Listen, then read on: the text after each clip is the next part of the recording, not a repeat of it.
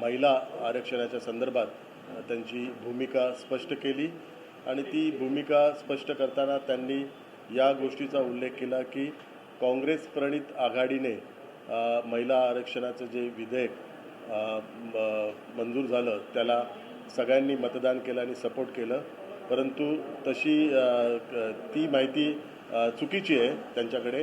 कारण तो महिला विधेयक ज्यावेळी येणार होतं आणि संसदेचं जे एक विशेष अधिवेशन 18 ते 22ला ज्यावेळी घोषित झालं त्यावेळी शिवसेनेचा गटनेता या नात्याने मी सर्व शिवसेनेच्या खासदारांना एक व्हीप जारी केला होता आणि 18 ते 22 हे विशेष अधिवेशन आहे आणि या विशेष अधिवेशनात राष्ट्राच्या दृष्टिकोनातून, देशाच्या दृष्टिकोनातून आणि देशातील समाज घटकातून महिला असतील, इतर समाज जे घटक आहेत त्यांच्या दृष्टिकोनातून अत्यंत महत्त्वाचे बिल केंद्र सरकारच्या माध्यमातून येऊ शकतात आणि त्या बिलाच्या समर्थनार्थ शिवसेनेच्या सर्व खासदारांनी या विशेष अधिवेशनाला उपस्थित राहावं असा व्हीप आम्ही जारी करण्यात आला होता.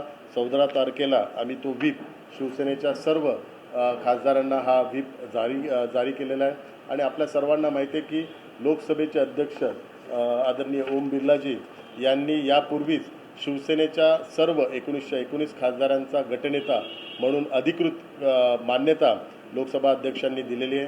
शिवसेनेचा व्हीप म्हणून अधिकृत मान्यता भावनाताई गवळी यांना त्यांनी दिलेली आहे आणि याच्यात कुठलाही सुप्रीम कोर्ट असेल किंवा हायकोर्ट यामध्ये कुठलेही आमच्या ह्या नियुक्तीच्या संदर्भात कुठलीही केस चालू नाही आणि नियुक्तीच्या संदर्भात कुठलाही आदेश सुप्रीम कोर्ट किंवा हायकोर्टमध्ये नाही आहे. त्यामुळे माननीय लोकसभा अध्यक्षांनी जी आमची नियुक्ती व्हीप आणि गटनेता म्हणून केलेली आहे ती अधिकृत आहे आणि म्हणून ज्या वेळी लोकसभेचं अधिवेशन असतं त्यावेळी राष्ट्राच्या दृष्टिकोनातून, पक्षाच्या ध्येय धोरणाच्या दृष्टिकोनातून आणि माननीय मुख्यमंत्री एकनाथ शिंदेसाहेब जे शिवसेनेचे मुख्य नेते आहेत त्यांच्या आदेशानुसार आम्ही हा व्हीप जारी करतो आणि त्यानुसारच 18 ते 22 या तारखेकरता आम्ही हा व्हीप जारी केला होता. आणि आपल्या सर्वांना माहिती आहे की 18 ते 22 या दरम्यान जे अत्यंत महत्त्वाचं ऐतिहासिक बिल नारी शक्तीच्या संदर्भात, नारी शक्ती वंदन अधिनियम 2023 हे अत्यंत ऐतिहासिक बिल हे माननीय प्रधानमंत्री नरेंद्र मोदीजी आणि जे न्यायमंत्री त्यांनी हा बिल हे सादर केलं होतं आणि हे अत्यंत देशाच्या महिलांच्या दृष्टिकोनातून अत्यंत महत्त्वाचं बिल आहे आणि गेले कित्येक वर्ष हे प्रलंबित बिल होतं आणि त्या संदर्भात माननीय शिवसेना प्रमुख बाळासाहेब ठाकरे यांनी यापूर्वी आपली भूमिका स्पष्ट केली होती आणि या बिलाच्या समर्थनार्थ त्यांनी भूमिका स्पष्ट केली होती आणि आपल्या सर्वांना माहिती आहे तोच विचारांचा वारसा घेऊन माननीय मुख्यमंत्री एकनाथ शिंदेसाहेब हे पुढे चालत आणि त्याच विचारांचा वारसा घेऊन त्यांनी ह्या बिलाच्या समर्थनार्थ आम्हाला आदेश दिले होते आणि आम्हाला अधिकृत व्हीप जारी करण्यास सांगितलं होतं आणि त्यानुसार आम्ही तो व्हीप जारी केला होता. परंतु दुर्दैवाने आणि महाराष्ट्राच्या जनतेच्या दृष्टिकोनातून आणि महाराष्ट्रातील महिलांच्या दृष्टिकोनातून जो महाराष्ट्र पुरोगामी महाराष्ट्र म्हणून ओळखला जातो, जो महाराष्ट्र शाहू आंबेडकर यांच्या विचारांचा महाराष्ट्र आहे, छत्रपती शिवाजी महाराजांना आदर्श मानणारा महाराष्ट्र आणि त्याच महाराष्ट्रातील खासदारांनी या विधेयकाच्या वेळी अनुपस्थिती दाखवली आणि जे मतदानात सहभाग घ्यायला पाहिजे तो मतदानात सहभाग घेतला नाही, ही एक अत्यंत दुर्दैवी आणि निंदनीय गोष्ट आहे. श्री विनायक राऊत, श्री ओमप्रकाश निंबाळकर, श्री राजन विचारे आणि श्री संजय जाधव हे 4 जण या जे नारी शक्ती वंदन अधिनियम या जे बिल ज्यावेळी सादर केलं आणि मतदान ज्यावेळी होतं त्या मतदानाला हे 4 जण अनुपस्थित होते. म्हणून शिवसेना पक्षातर्फे आम्ही त्यांच्यावर आता कायदेशीर कारवाई करणार आहे कारण ही शिवसेनेच्या पक्षाच्या दृष्टिकोनातून पण अत्यंत निंदनीय गोष्ट आहे तसंच महाराष्ट्राच्या दृष्टिकोनातून पण अत्यंत निंदनीय गोष्ट आहे. आणि काल माननीय आदरणीय शरद पवार साहेबांनी सांगितलं की काँग्रेस प्रणित सर्व खासदारांनी याला सपोर्ट केला, त्यामुळे त्यांनी महाराष्ट्राच्या जनतेला पण ती चुकीची माहिती दिली कारण ह्या 4 खासदारांनी त्या ठिकाणी मतदान केलं नाही. आणि दुर्दैवाची गोष्ट म्हणजे यातील 2 खासदार जे ओमराजे निंबाळकर आणि बंडू जाधव हे स्वतः त्यावेळी दिल्लीत उपस्थित होते परंतु मतदानाच्या वेळी ते आले नाही आहेत. त्यामुळे हा खरा चेहरा उद्धव बाळासाहेब ठाकरे यांचा गटाचा हा दिसून येतो आहे वेळोवेळी आरक्षणाच्या बाबतीत त्यांची भूमिका ही एक वेगळी भूमिका आणि आरक्षणाच्या विरोधी भूमिका नेहमीच दिसून येत आहे. आपल्या सर्वांना माहिती आहे की महाराष्ट्र सदनमध्ये आमचे शिवसेनेचे खासदार हेमंत पाटील यांनी मराठा आरक्षणाच्या संदर्भात दिल्लीतल्या सर्व महाराष्ट्रातील खासदारांना एक बैठक आयोजित केली होती आणि त्या बैठकीतही उद्धव बाळासाहेब ठाकरे गटातील एकही खासदार उपस्थित राहिला नाही आणि यापूर्वी मराठा आरक्षणाच्या बाबतीत सामनाच्या माध्यमातून खिल्ली उडवण्यात आलेली आहे. सामनाच्या अग्रलेखाच्या माध्यमातून मराठा आरक्षणाच्या बाबतीत विरोधी भूमिका बजावलेली आहे. त्यामुळे तोच खऱ्या अर्थाचा वारसा आज ह्या त्यांच्या बिलाच्या मतदानाच्या वेळी अनुपस्थित राहून दिसून येत आहे.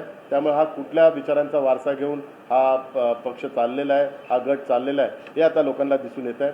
आणि आमच्या दृष्टिकोनातून आणि महाराष्ट्राच्या सर्व महिलांच्या दृष्टिकोनातून पण हा अत्यंत दुर्दैवी म्हणजे प्रकार आहे की महाराष्ट्रातील खासदार ह्या मतदानाच्या वेळी अनुपस्थित राहतात आणि विशेष करून जे स्वतःला शिवसेना प्रमुख बाळासाहेब ठाकरे यांच्या विचारांचा वारसदार समजतात असे आणि जे पुत्र स्वतःला समजतात त्यांचेच 4-4, 5-5 खासदार या बिलाला अनुपस्थित राहतात. ही अत्यंत दुर्दैवी गोष्ट आहे आणि हा प्रकार आम्ही सहन करणार नाही.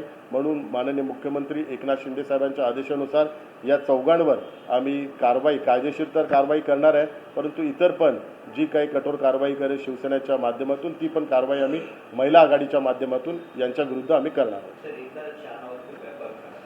हे 4 नावं आहेत: श्री विनायक राऊत, श्री ओम राजे निंबाळकर, श्री राजन विचारे, श्री संजय जाधव उर्फ बंडू जाधव.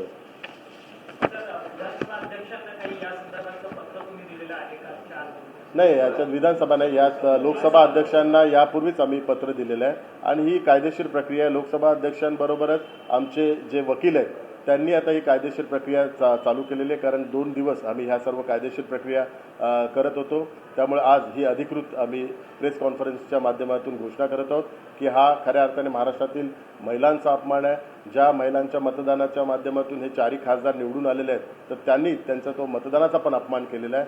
म्हणून याचा शिवसेनेच्या माध्यमातून तर आम्ही कारवाई करूच, परंतु इतरही महाराष्ट्रातील जनतेने पण याची नोंद घ्यावी आणि विशेष करून महाराष्ट्रातील महिलांनी पण नोंद घ्यावी आणि विशेष करून जे आदरणीय वरिष्ठ नेते शरद पवार साहेब यांनी पण नोंद घ्यावी की कारण त्यांचा सहकारी पक्ष, त्यांचाच अलायन्स पार्टनर हाच मतदानाला अनुपस्थित आहेत आणि अशावेळी त्याची योग्य ती माहिती न घेता काल प्रेस कॉन्फरन्सच्या माध्यमातून त्यांनी जे सांगितलं की काँग्रेस प्रणित सगळ्यांनी सपोर्ट केलेला आहे, तर काँग्रेस प्रणित आघाडीतील सदस्यांनी सपोर्ट केलेला नाही. त्यातलं हे 4 जणांचं उदाहरण आहे. याच्या व्यतिरिक्त असे कित्येक उदाहरणं आहेत, कारण टोटल जे मतदान झालेलं आहे ते 445 झालेलं आहे आणि 545 सदस्य असल्याकारणाने जे अनुपस्थित सदस्य आहेत त्यात काँग्रेस प्रणित आघाडीतील सदस्यच जास्त आहेत. सुप्रीम कोर्टामध्ये शिंदे गटाला सांगितलं होतं की कुठल्याही प्रकारची कारवाई केली जाणार नाही तोपर्यंत कोर्टाचा निर्णय येत नाही, मग असं सांगितलं असताना कोर्टात ही कारवाई केली जाऊ शकते का? नाही, सुप्रीम कोर्टात आम्ही जे सांगितलं त्यावेळी तो विषय वेगळा होता. त्यावेळी पर्टिक्युलर जो एक टाईम पिरियड त्यांनी दिला होता, कारण सुप्रीम कोर्टच्या सर्व जो न्याय प्रक्रिया त्याच्यात मी स्वतः फॉलोअप करत आहेत, तर त्यावेळी माननीय सर्वोच्च न्यायालयाने एक पर्टिक्युलर टाईम पिरियड दिला होता आणि त्या टाईम पिरियडमध्ये या सर्व सदस्यांच्या संदर्भात व्हीप आपण जारी करू नये आणि कुठलीही कायदेशीर कारवाई करू नये. परंतु तो आता कालावधी नाही आहे, आता तो कालावधी संपलेला आहे आणि जरी तो कालावधी असला किंवा नसला तर माननीय सर्वोच्च न्यायालयाच्या समोर आम्ही ही आमची बाजू मांडू, कारण महिलांच्या सन्मानाच्या दृष्टिकोनातून, कारण आपल्या सर्वांना माहिती आहे की वंदनीय शिवसेना प्रमुख नेहमीच नारी शक्तीला एक आदिशक्ती म्हणून सन्मान करायचे आणि त्या आदिशक्तीचा सन्मान व्हावा या दृष्टिकोनातून ते बिल होतं आणि त्या बिलला विरोध करणं आणि त्या बिलच्या मतदानाच्या वेळी अनुपस्थित राहणं हा खऱ्या अर्थाने शिवसेना प्रमुखांच्या विचारांचा पण अपमान आहे आणि त्यांच्या विचारांच्या विरुद्ध भूमिका आहे. ही आता लोकांच्या समोर आम्ही मांडणार आहोत. निश्चित स्वरूपात निलंबित करावी आणि जनतेने पण त्यांना जाब विचारावा, विशेष करून महिलांनी पण त्यांना जाब विचारावा. ज्या महिलांच्या मतदानावर हे सर्वजण निवडून आलेले आहेत त्या महिलांच्या सन्मानाकरता ते बिल होतं, त्या महिलांच्या अधिकाराचं हे बिल होतं. आणि गेले कित्येक वर्ष मी माननीय प्रधानमंत्री नरेंद्र मोदीजींचं स्वागत करतो, कारण कोणीच या संदर्भात राजकीय इच्छाशक्ती दाखवली नव्हती आणि ती राजकीय इच्छाशक्ती आज माननीय प्रधानमंत्री नरेंद्र मोदीजींनी दाखवली. आणि त्यावेळी आपल्या सर्वांचा सपोर्ट हा त्यांना पाहिजे. जरा राजकारण विसरून, कारण आदरणीय शरद पवार साहेबांनी काल जी भूमिका स्पष्ट केली की सर्वांनी राजकारण विसरून या सर्व बिलाला राज्यसभेमध्ये जेवढे सदस्य होते तेवढ्या सदस्यांनी मतदान केलेलं आहे. परंतु लोकसभेत तसं घडलेलं नाही आहे.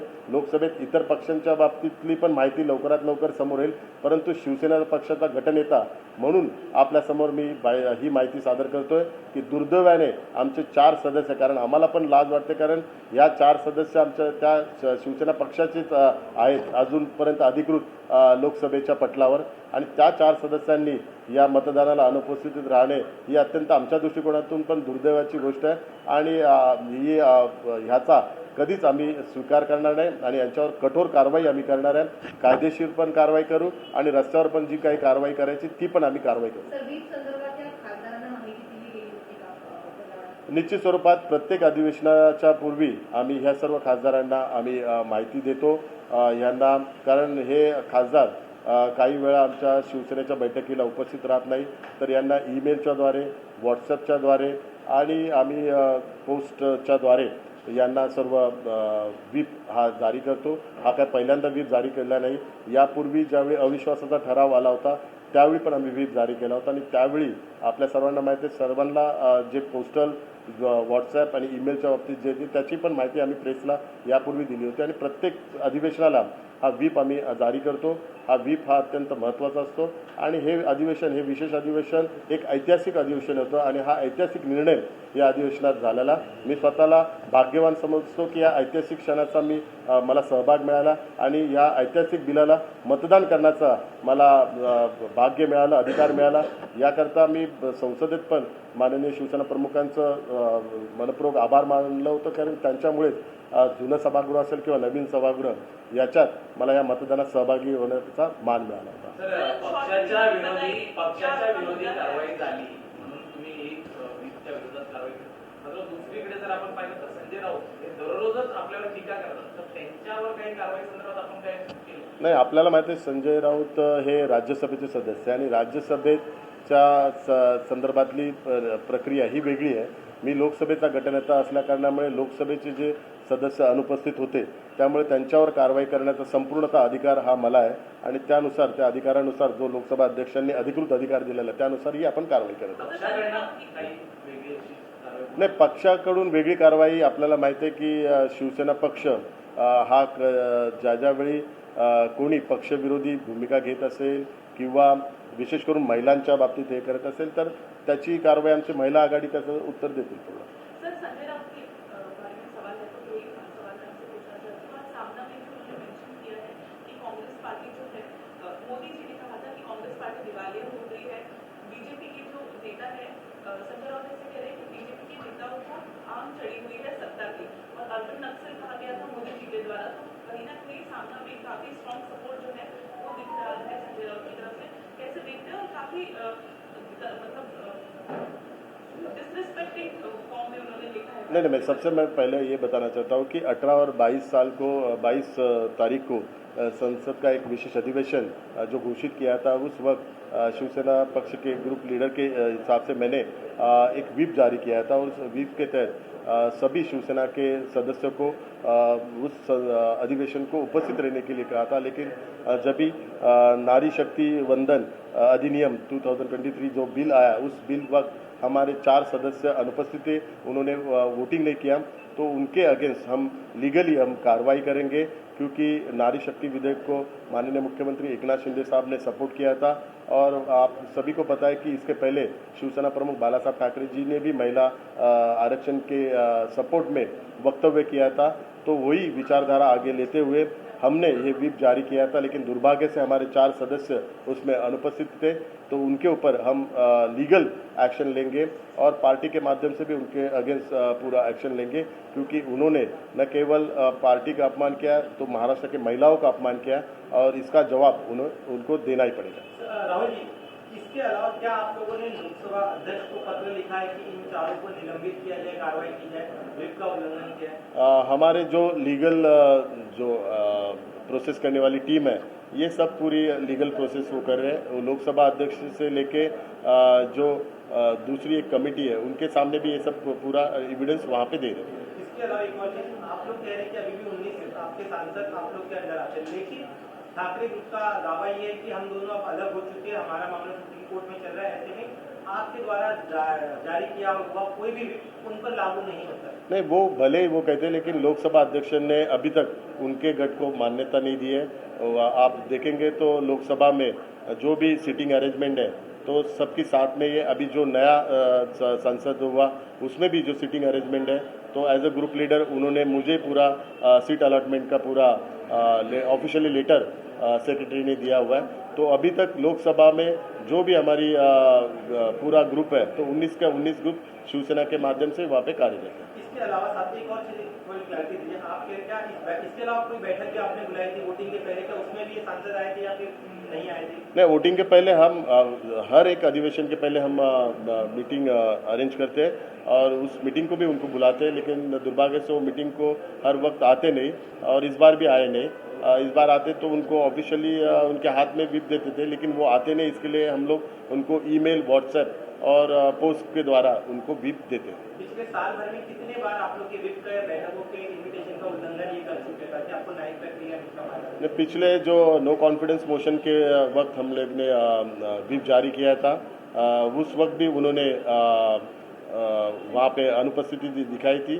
वहाँ पे नो कॉन्फिडेंस मोशन के वक्त भी वो वहाँ पे प्रेजेंट नहीं थे, तो उस वक्त भी हम लोग ने लीगल एक्शन की नोटिस उन लोग को भेजी हुई है। 2024च्या लोकसभा निवडणुकीमध्ये शिंदे गटाचा एकही खासदार निवडून येऊ शकणार नाही किंवा दिसणार नाही असं वक्तव्य संजय राऊतांनी केलं। संजय राऊतांच्या वक्तव्याला कुठे तुम्ही एवढं महत्त्व देता? जे 13पेक्षा जास्त 22च्या 22 खासदार निवडून आणण्याची क्षमता माननीय मुख्यमंत्री एकनाथ शिंदे साहेबांकडे, आणि आपल्या सर्वांना माहिती आहे की महाराष्ट्रात जे माननीय मुख्यमंत्री एक धाडसी निर्णय घेतात आणि दोन्ही उपमुख्यमंत्री देवेंद्र फडणवीस साहेब, अजित पवार साहेब आहेत, या तिघांच्या माध्यमातून सगळ्या लोकसभेच्या सर्वच्या सर्व जागा या महायुतीच्या निवडून येतील। दुसरीकडे लालबागच्या राजाच्या चरणी अजित पवार मुख्यमंत्री व्हावेत असे एका कार्यकर्त्याने तिथे चर्चा केलेली आहे, पत्र ठेवलेलं आहे, त्याकडे नेमकं आपण कसं पाहता? आपल्याला लवकरच लालबागचा राजा कोणाला पावेल, कारण तो नवसाला पावणार आहे, ते कळून येईल। त्यामुळे मी जास्त बोलण्यापेक्षा लालबागचा राजाच भविष्यात याचं उत्तर देईल। सर, अलीकडेच देशाचे गृहमंत्री अमित शहा असतील आणि भाजपचे अध्यक्ष, राष्ट्रीय अध्यक्ष जे पी नड्डा यांनी मुंबईचा दौरा केलेला आहे। त्यांनी भाजपच्या अनेक नेत्यांसोबत बैठक घेतली आणि लोकसभेच्या जागांवरती चर्चा सुद्धा केलेली आहे। आगामी काळात मुंबईमधल्या अनेक लोकसभा जागांवरती जे आहे खांदेपलट देखील होऊ शकते, यात तुम्हाला काय वाटतं? कारण की तुम्ही देखील मुंबईचे खासदार आहात। नाही, असं काही नाही, अशी कुठली चर्चा झालेली नाही आहे। केवळ लोकसभाच्या संदर्भातला आढावा घेतला जात आहे। लोकसभेच्या तिकीटच्या संदर्भात किंवा उमेदवारांच्या संदर्भात आतली कुठलीही बैठक झालेली नाही। आपल्या सर्वांना माहिती आहे, गेल्या महिन्यातच समन्वय जो समितीची आहे त्याची बैठक झालेली आहे। त्या समन्वय समितीच्या बैठकीच्या माध्यमातून तिन्ही पक्ष आता जिल्हा पातळीवर सर्वप्रथम काम करणार आहेत। जिल्हा पातळीवरचे सदस्यांची कार्यकारिणी लवकरात लवकर घोषित होईल आणि तिन्ही पक्ष मिळून एकत्ररित्या पूर्ण महाराष्ट्र राज्यात लोकसभेच्या दृष्टिकोनातून आढावा बैठक घेतील आणि त्याच्यानंतर ह्या सगळ्या संदर्भातला निर्णय। पण असे मुंबईमध्ये एक पक्ष होते तेव्हा ठीक होतं, 3 पक्ष एकत्र आले, त्यामुळे जसं त्यांनी विचारलं तसं अनेकांची खांदेपालट करावी लागणार आहे। अशा वेळी कमळाच्या चिन्हावरनं निवडणूक लढवणं हा एक महत्त्वाचा ऑप्शन भाजपाकडनं पुढे केला जाऊ शकेल। तयारी आहे का तुमची लोकांच्या हितासाठी कमळाच्या चिन्हावरनं लढण्याची? अफवांवर विश्वास ठेवू नका। राहुल, इसके अलावा 2 मुद्दे हैं। गणेशोत्सव का त्योहार चल रहा है, तमाम नेता लालबाग के राजा या गणपति के दर्शन करने के लिए जाते हैं, लेकिन इंडिया गठबंधन का कोई भी बड़ा नेता जो है बापा के दर्शनों के लिए नहीं आया। बीजेपी ने सवाल उठाया कि क्या इनका यही हिंदुत्व है? शिवसेना क्या सोचती है कि इतने बड़े त्योहार में कोई भी इंडिया गठबंधन का बड़ा नेता नहीं आ रहा? नहीं, उनके हिंदुत्व के बारे में उनके अलावा पार्टनर डीएमके ने उनकी हिंदुत्व के बारे में उनकी भूमिका स्पष्ट की है। उनका हिंदुत्व क्या है, सनातन धर्म के बारे में उनकी क्या भूमिका है, उसका पूरा विवेचन उनके स्टालिन के लड़के हो, उन्होंने किया हुआ है। और आप सभी को पता है कि लोकसभा का जब भी सत्र चल रहा था तभी भी राजा के जो उनका सदस्य है राजा, उनके वक्तव्य में भी सनातन धर्म का अपमान किया गया है। तो उनकी हिंदुत्व की भूमिका अभी स्पष्ट हुई है, उनका हिंदुत्व सनातन धर्म के खिलाफ है। तो किस मुंह से वो लालबाग के राजा के दर्शन को आ सकते हैं। राहुल जी एक सवाल ये ने ट्वीट किया है, किसी का नाम नहीं लिया, लेकिन वो एक ऐसा ट्वीट पे लिख रहे हैं कि मुख्यमंत्री बनने के लिए 145 विधायक चाहिए, 45 विधायकों में कोई मुख्यमंत्री नहीं बनता। तो इशारा किसकी तरफ है? अजीत पवार साहब की तरफ, और ऐसे क्यों कर रहे हैं? आपके भी करीबी दोस्त हैं, शिवसेना से भी करीबी है, देवेंद्र फडणवीस से भी करीबी है, ऐसा एकदम अचानक ट्वीट करने की क्या वजह? क्या आपको फोन पे जानकारी दी है? नहीं, कुछ इसके बारे में कुछ जानकारी नहीं, वो सभी के लिए एक फॉर्मूला है, कॉमन फॉर्मूला है, उसकी जानकारी सबने लेनी चाहिए, उसके लिए ध्यान देने के लिए। सुप्रिया सुले के खिलाफ सुनेत्रा पवार शायद चुनाव लड़ सकती थी, चर्चा चल रही है। क्या अगर ऐसा होता है तो आपको लगता है कि महायुति की जीत होगी उस सीट पर बारामती की? देखो, मैं इतना वरिष्ठ नेता नहीं हूँ इसके बारे में आदरणीय अजित पवार साहब ही आपको जवाब देंगे। धन्यवाद। सर, अब्दुल सत्तार यांच्या पीए आणि त्यांच्या कार्यकर्त्यांवरती सिल्लोड शहर पोलीस स्थानकामध्ये गुन्हा दाखल झाला। त्यांनी महेश शंकरपाळी या सामाजिक कार्यकर्त्याला मारहाण केली आहे। सातत्याने शिवसेनेच्या आमदारांवरती गुन्हे दाखल होताना आपल्याला पाहायला मिळतात। संतोष बांगर असतील, आता अब्दुल सत्तार असतील, स्वतः मंत्री महोदय आहेत, यांना सगळ्यांना पक्षाकडनं काही समज वगैरे देण्यात येईल का? काही नाही, या विषयासंदर्भात मला माहिती नाही आहे, पण माननीय मुख्यमंत्री एकनाथ शिंदे साहेबांनी सर्व आमदार आणि सर्व मंत्र्यांना सूचना केलेल्या आहेत की अशा प्रकारच्या कुठल्याही घटना महाराष्ट्रात घडू नये आणि जनतेला त्रास होणार आणि पक्षाची प्रतिमा खराब होईल असं कुठलंही वक्तव्य किंवा घटना करू नये अशा सूचना यापूर्वीच दिलेल्या आहेत। परंतु आपण जे गोष्टीचा उल्लेख करतात त्याची माहिती माझ्याकडे नाही आहे, योग्य ती माहिती घेऊन त्याचं उत्तर मी देऊ शकतो। धन्यवाद।